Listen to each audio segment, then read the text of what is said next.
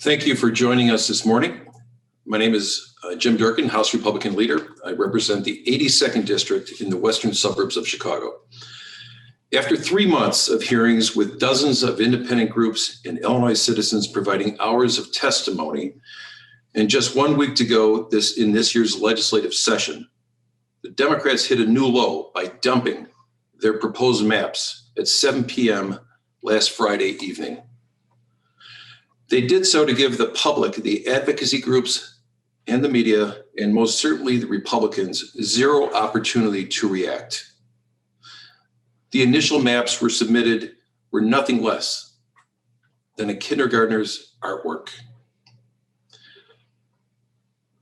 They are nearly impossible to replicate, as the Democrats have provided no data, no shapefiles for the public to transparently see how they were drawn.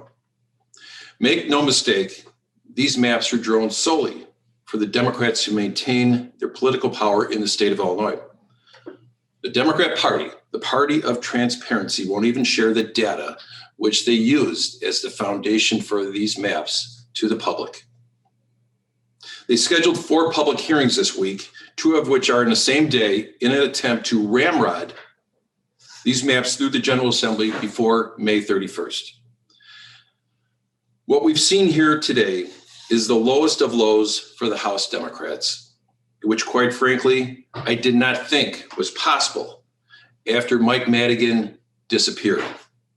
But as Speaker Welch said in January, it is a new day. And that new day is worse than what we witnessed under Madigan.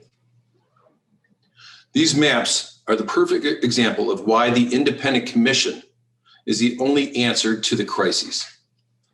Countless Democrats, current members of the Illinois House, pledged publicly that they support an independent commission to draw these maps, including Speaker Welch. 31 House Democrats voted for an independent map constitutional question just a few years ago. They did their victory laps, they sent out their press release, and talked about how transparent they were and that they were public officials for the people. But where are they right now? Where are they right now? They're sitting silently while the transfer of power from Madigan to Welch continues to drive corruption further into our state government. Thank you. Now, before I send this over to Tim Butler, I want to direct this to Governor Pritzker. It's now up to you to keep your promise. Veto this map on behalf of the 13 million Illinoisans you represent.